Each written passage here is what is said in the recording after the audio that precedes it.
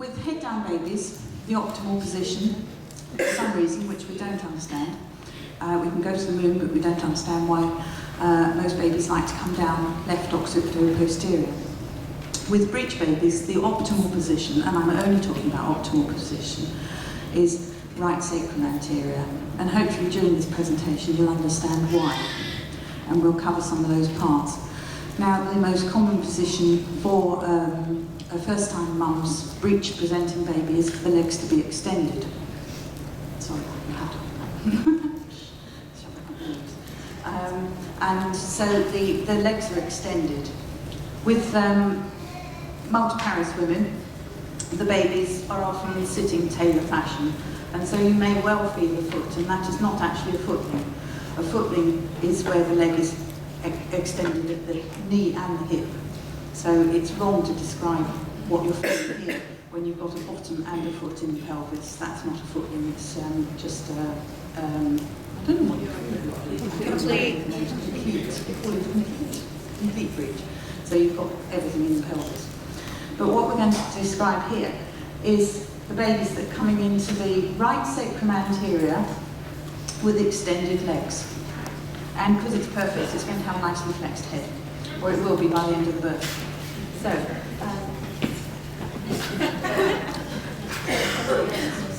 right.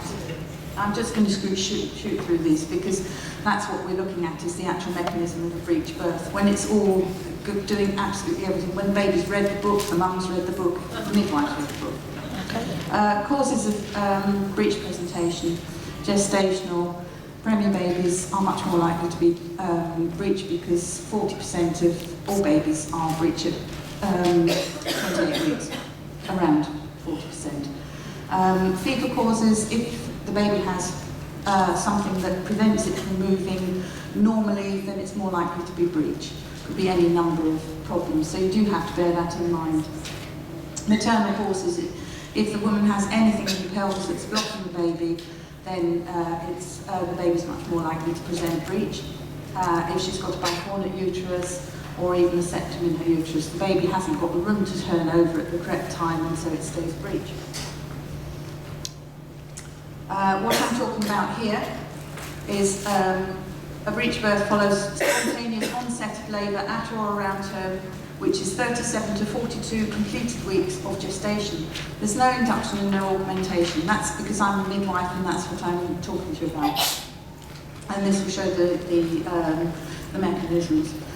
The labour progresses well and the contractions come off and they last longer, get stronger, etc. You've got a presenting part that descends in the birth canal. It's accompanied by effacement and dilatation of the cervix. And as long as this is happening at whatever speed, the outlook for a vaginal birth looks good. Although we have noticed that the quicker they go, the more likelihood that there's no delay at any point, and so more likely to have vaginal birth. During the second stage of labour, the baby descends in the birth canal and is born by expulsive efforts and movements of the mother and the baby. The baby's not passive, and without traction from the attending practitioner. So that's what we're describing here. So we've got this woman, she's automatically just dropped down onto all fours, she's resting. She's going into labour. She's still got her socks on, but she's got her outdoor clothes on. Now she's stripped off, socks will come off, and she's really starting to work at it. And here we have the first sign. We did know this baby was breech, and she did agree to photographs being taken. And you've got frank meconium, the toothpaste tube squeeze of meconium. If you see it at this point, that's fine, it's just the baby's on its way down into the pelvis. And if you were squeezed through a tight space with your legs up around your ears, you'd probably be doing the same. I'm going to move. You're not behind it? Oh, what? Can't I hide? Oh, and she's just right. the tape. That's all right. Don't move the tape back and forth. Okay, we're good. Okay. Right. I want you to, when we're looking at these slides, I want you to try and look at both the mother and the baby, the movements that they're making. Now, when labour starts, and antenatally, they don't always drop into the pelvis, but antenatally, the sacrum is sacrum anterior.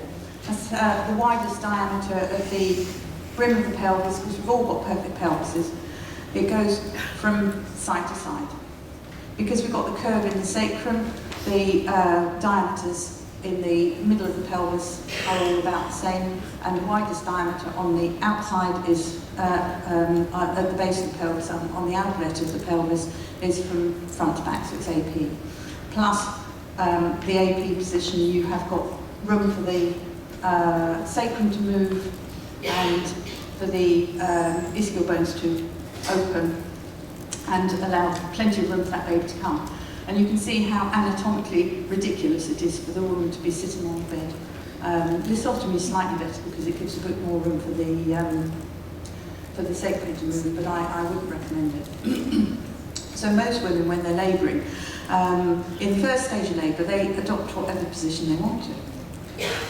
In the second stage of labour, they still adopt whatever position they want to, but the majority will come off their back and be in some sort of upright position. So at the start of labour, the baby drops in, right sacrum anterior. As the labour progresses, so the bottom comes down and the anterior buttock reaches the pelvic floor, and that guides the baby round to right sacrum lateral. And so when you if you make an internal examination, you should feel the genital cleft in the transverse. Then, as mum drops down, what you should see, this is mum going up and down.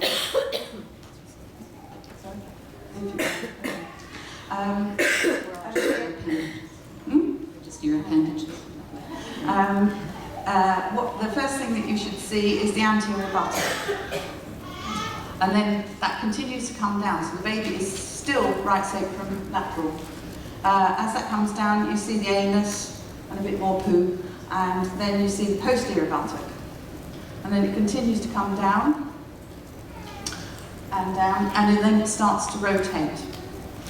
And it starts to rotate because at the brim of the pelvis, the shoulders are coming in. So it rotates from right sacrum lateral back to right sacrum anterior. This allows the shoulders in either in transverse or oblique. We've swapped babies here. The first one was a girl and this one's a boy. Because usually if a breech is going quickly, you haven't got time to get all the photos that you really need. This continues to come on down. And then we come to direct sacrum anterior. The next one. And then the baby, having got this far, and that's called rumping, as with crowning, so the widest diameter is past the perineum, so the widest diameter of the breech is past the perineum. The baby then extends its bottom, and the legs flip out. How many times have you watched a breech and you thought, how far are those knees all right? Are they on back to front? You're not quite sure about it. We'll swap babies again now. And you can see how far those extended legs go. Very often the babies are seen, if you have a scan, the babies are seen with their feet in their mouths. So why? That's what started me thinking, why is this baby not popping out all in one go, like that last one did? She didn't want to stop for any rotations, it was a second baby. So anyway, this, the baby extends its buttocks, its pelvis outwards round the maternal symphysis pubis, and this was actually described back in the 1940s, and I think it was by Brown. Now when you tilt your bottom back, your head goes back. So this is what's happening at the top, is that the baby's head is going past the sacral prominence as it flicks its legs out, which we have to speed up here. Ping. Oh, I've put that one in just so that you can see the sacrum moving and see the amazing rhombus of Michaelis. And this baby's coming down the left-hand side. Right, so we're back here, the legs are out, and the women are often going up and down. And I've seen many films where the attendant is clutching the mother's bottom and saying, no, don't sit on the baby.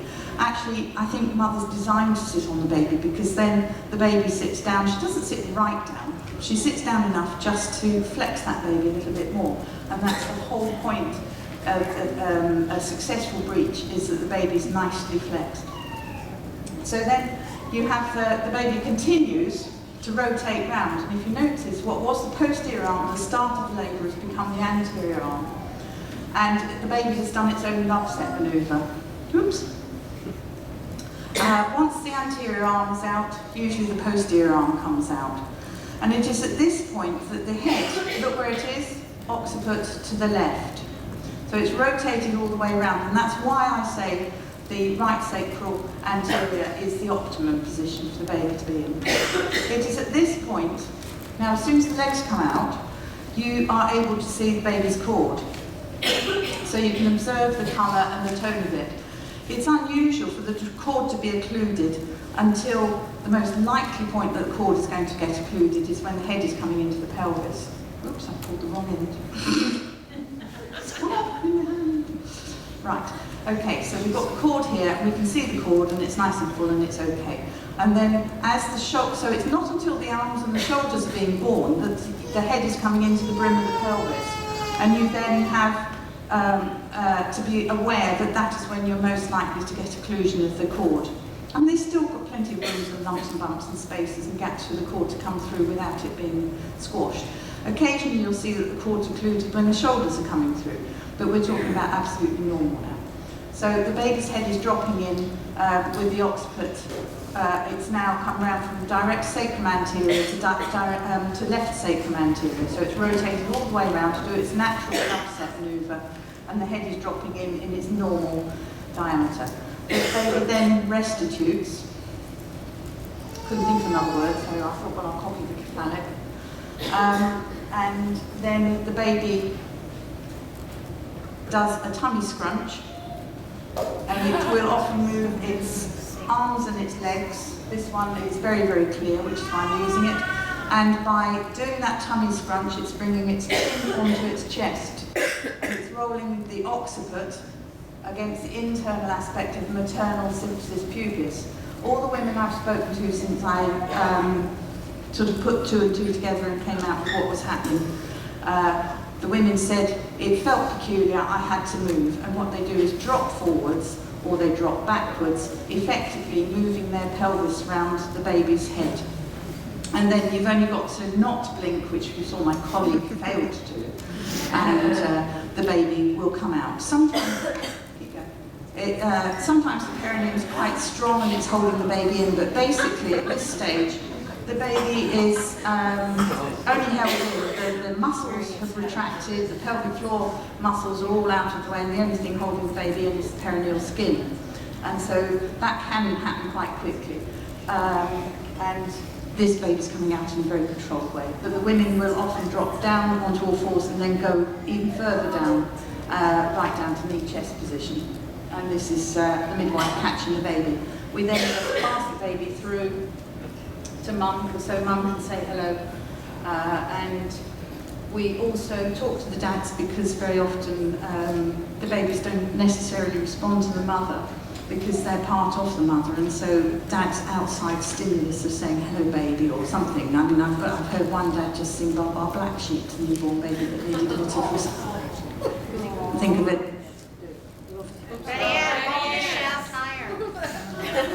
Got too far. Anyway, so basically that is the mechanism that a breech presenting baby optimally will take through the pelvis. Obviously, not all these things happen, and I'm not saying that it's any sort of problem if they don't happen. I'll probably just now whiz through a few of these because I think they're fun for you to look at. This is, again, going back through, this is one photograph. You can just see the anterior butt of it. Next photograph, the baby's come all the way down. This was the third baby. The baby's legs are out, cord's beautiful, no problems there, and the baby's got good colour and good tone. Those feet are just wonderful. And then the baby's not bothered with any rotations, got plenty of room, and just sits down. But you can see, mum's upright, mum's dropping forward. And in fact, because she can't go forward, she drops backwards, and then the baby's out.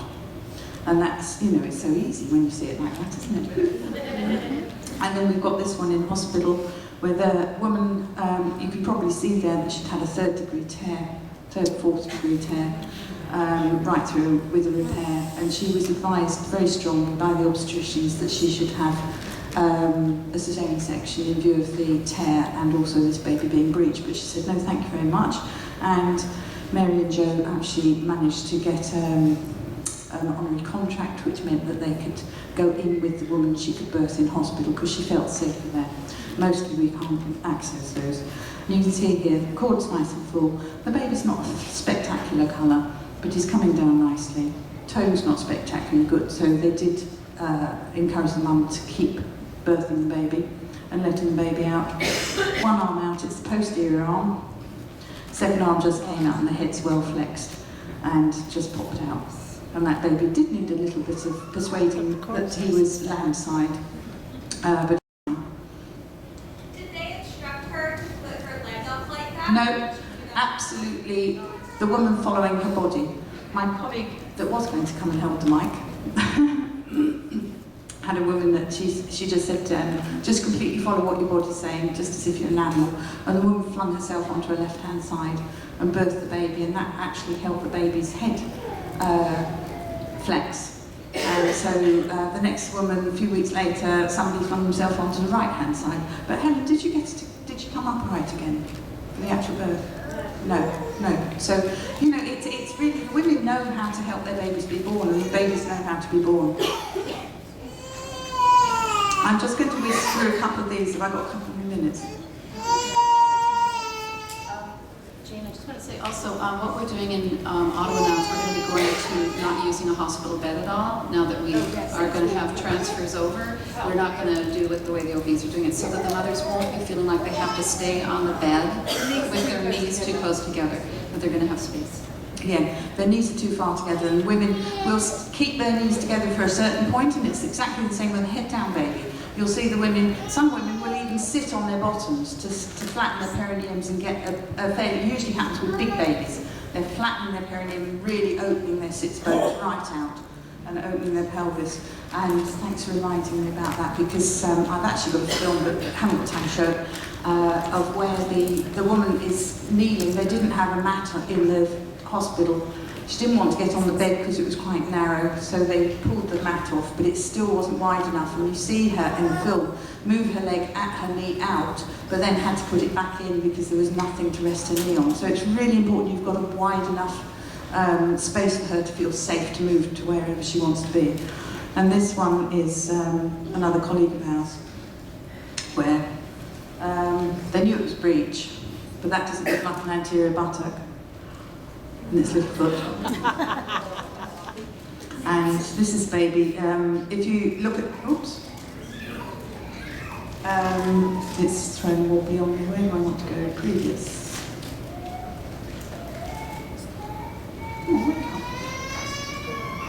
Right. If you look at this, the heel of the baby is pointing towards mum's tongue, so that means that the baby is sacrum anterior. So you can be reassured it's not a posterior footling. So you don't have to be frightened about a footling. You just have to be aware that there may be differences. This baby continued to come. There's the next foot coming down. Huge panic, there's a loop of cord. But remember, that cord should not be occluded, and obviously it is not occluded until the head's starting to come into the pelvis, which is when the arms and the shoulders are being born. So again, with breech, technically, all breech babies, the head comes after the cord. So technically, we could term them all as cord prolapses. And there's lots more soft tissue that shouldn't squash the cord when the baby's coming down like this. Obviously, it's good to listen to the heart tones of the baby fairly regularly throughout the labour, so if anything like that happens, you know that you've had a fit, healthy baby, and you're just, again, watching the tone, the colour, and what that cord's doing. And then down came the baby's second leg and its buttock, and it started to rotate. We've got one arm, and then it just sort of fell out. And thank you very much, didn't want that cord working anymore, so it was absolutely fine. Here we've got another. I think we've just got 6 photos of this, and then the battery on the camera ran out, so This is, if you, oh, I won't go back. This baby, the foot was, the heel was towards back, so that meant that the baby was actually posterior, second time mum. And then it turned all the way around, and that is scrotum and a foot. And then you've got scrotum and foot and a bit of leg. And then you've got either a hand or another foot poking through there. We're never to know. And then, just very quickly, we've got a mum here. Look at the lump on her buttock. Now, we'd only seen that in photographs that Mary had from one of her women. Well, something's coming out of the perineum. Not quite sure what, but hey, we had a suspicion because we'd seen Mary's photos. And down it came, it's advancing nicely. This again was second mum. And it's coming on down, looks most peculiar, no idea what it is. Oh, it was a knee. It's not supposed to be possible, doesn't this baby know? Interesting thing is that we've now, within the group of independent midwives, got photos and films of 4 knee presentations, and they all seem to come down, which, considering I think they're 1 in 6,000, we're doing fairly well. They have all come down posteriorly. So the knee is coming forwards, and then the baby rotates. And you can see here, this foot here, coming on down. We're still getting progress. The baby looks absolutely fine, and is still rotating. And we can see the baby's buttock, posterior buttock there. And on it comes. And this one happened to be the way a knee presentation was drawn in Maggie Miles from 19, whatever it was, 70, yeah, about 76. It showed that the second leg was there, but Mary's photographs, the baby actually came down and it had a very extended leg, so quite interesting.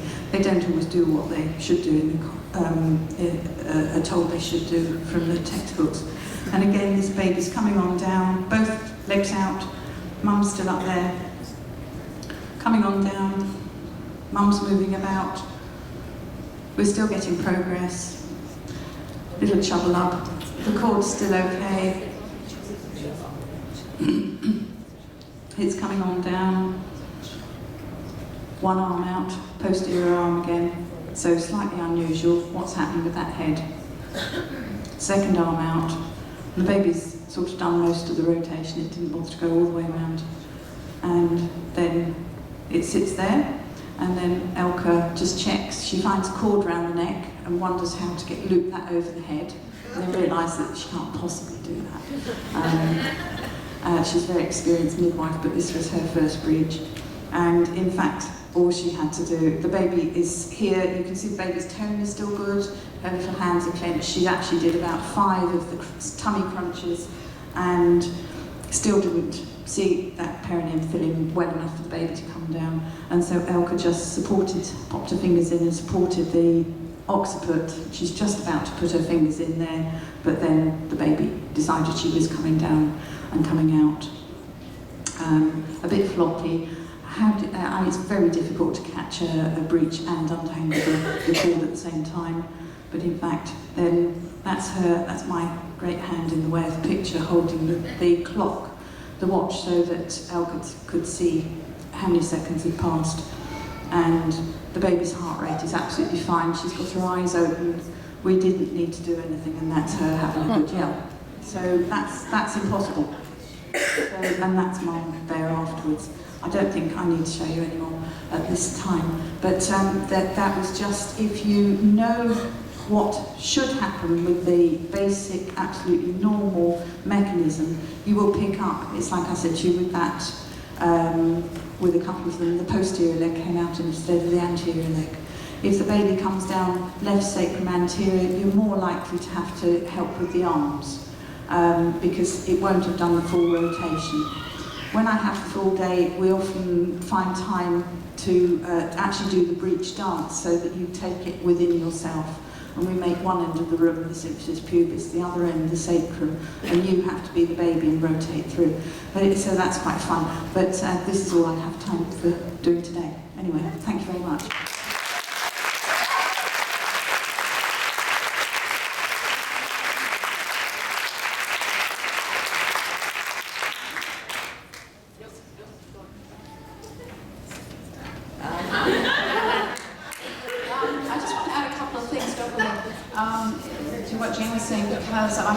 questions for you, because since I've been studying this stuff a little bit. One of the things I've been wondering about, Jean, is when the baby is doing what you call peculiar, and the baby's coming down here, I've been thinking a lot about this, and it seems to me that it seems to be happening at the same time that we are getting a moral reflex, right? Am I right? Is that what your consideration is? Yeah, you're Thomas French. Yeah. So I've been thinking that's probably what's causing some of this thrusting back of the head. So I'm just wondering if your rationale behind it. You don't think that's why? If you do a tummy scrunch, you can lie on the floor and try a tummy scrunch and your chin will come onto your chest. Okay, so the moral is then like this. That's The moral right. is- That's right. So what I'm thinking is when it's doing that, that is what's, It's not doing it. No, it's not doing that. There's no time to describe that. okay, so that's what I've seen. So my question is, I'm wondering if that's, when that's happening, that in a breech or two. So what I'm wondering is if it's not always the tummy crunch, but in fact the moral reflex that is causing that funny thing to happen. No, it's not. It's not a funny thing. It's normal. The vast majority of women, when you watch them, the vast majority of women, once the baby does that tummy scrunch, the women will move, and they've moved their pelvis around the baby's head. Okay, just before.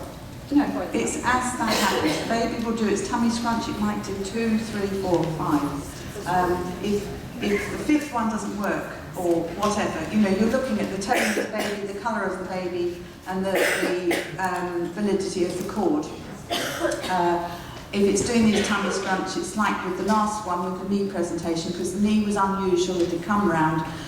You've got quite a fat tummy, so it might have been a slightly extended head, but the baby came down, the arms came down, posterior arm first, so that was unusual. So we were warned that we may well need to help a little bit with the head. But what happened is that the baby was doing the tummy scrunch, and by doing a tummy scrunch, you can all try it. Lift your arms, lift your knees, and what happens to the chin? It goes down around your chest. It's the complete opposite to the moro. The moro is the startle reflex when arms go out, head goes back, which is not optimum. So I'll take her away and work with her over the evening. So anyway, I don't know if you've got time for any questions on that. You have a couple of minutes, because I'm prepared. Sorry? You have a couple of minutes, yeah. Oh yeah, we've got a couple of minutes. Any questions? Oh, there's one up there. You have a shout. Mark, Shout. do you notice any difference with instruments of postpartum hemorrhage after great birth? No, but what I have noticed is that I think we've all noticed that occasionally the placenta will be sitting on top of the baby's head, like hot water bottle. Not optimal, but some babies just come through, their cord's too short, and they haven't, that's the only way they can come out. You will often find that the baby, once the legs are out, the woman will turn around and say, "Is the baby out?" And you say, "No, we've got half of it, let's have the other half, please." And I've noticed that there's often a slight pause, and when I've talked to other people about it, I found that when I was discussing this with Leslie Page, a professor of midwifery in the UK, she said, well, you get the pause between the cephalic baby being born and then the placenta coming. And that during that time, the uterus is recalibrating and coming down to push on to contract around whatever's left in. With a breech, that happens to be the head as well as the placenta. And so we think that's just what that pause is. And while the baby's fine and the cord is fine, then I'm quite happy to sit there and wait. Not for too long, obviously, because you don't want a baby in a poor situation. If the baby doesn't come, if the surgeries don't start again, then I will sort of say to the woman, well, let's try and have a bit of nipple tweaking, let's have a few more surgeries and get this baby out. So, anyway, does that answer what you asked me? Yes. Good. Thank you. Anything else? Yep. I just want to explain, Monday or sometime that you do it before it snows when you have like... On Monday, I'm not quite sure. We've got a vague programme. I'm hoping that Anchor will be presenting, and myself, and I think Sophie and Betty Ann. Betty Ann and Andrew. So there'll be 4 of us sort of saying probably slightly different things, but what I've tried to get across to you today is the cardinal movements of what should be normal. And yes, on Monday, the idea is that we start talking about what you do. I mean, we did a bit of it today. What you do to help a baby when help is needed. Where does water go? Well, interesting. Twice where women haven't got out of the pool. I'm quite happy for women to use the pool during the labour and all that sort of thing. But I personally advise them to get out of the pool, because using this mechanism, you're using gravity. And in the pool you've got the buoyancy, you've got water pressure. The births in the water that do happen by mistake and happen quickly, the women will automatically flip onto their back and float their bottoms, and then as the baby comes down, as long as it's coming quickly enough, she's got strong enough surges, I think, to push the baby through. Then once the bottom's out, the baby it wriggles its shoulders out, and then it lifts. The water pressure lifts the baby sort of floats up, and so it does its own Burns Marshall. Personally, the only twice that women have done that, we have, one time we had to get the woman out, and both times we had to do more resuscitation than I like to with the baby, and we certainly had the ambulance on the way just in case we needed more resuscitation than we could do at home. So I'm personally not a fan of water birth with breech. They do them in Belgium, in the big square tanks. There's lots of films of them, but they to my mind, are much more vagina breech deliveries, because they're hands-on, than what I'm describing, which is a spontaneous vagina breech birth. And that's why I'm sort of very pedantic about the language used. So, anyway, I think, one more. I wonder what is the room temperature you like to have for a breech birth? Well, I do like being in warm places. I think, it's the same fact that you've got to remember that that baby is coming down and it's coming into a cooler place anyway than it is used to inside. And so we do have the room for the birth. We try and have the room nice and warm, because you don't want the startle reflex. You don't want the baby to start breathing. What I've noticed in perfectly healthy babies, and I did think of this when Sophie was presenting, you will often see that the baby is making breathing movements. Now do remember that if the baby's looking all right, the cord's looking all right, the tone's good, the colour's good, then make breathing movements in utero. We just don't see them. Coming head down, they're making breathing movements. We just don't see them. But it's finding that, and that's, I think, where experience comes in. One thing I forgot to say was that when you see the breech coming down and you've got a crease down the middle of the chest, Frank taught me this at Ottawa, then you know that the arms are in front of the head. If you haven't, if you've got a flat chest, then the arms are likely to be behind. I think we said that too. Anyway, I'll leave you. Thank you very much.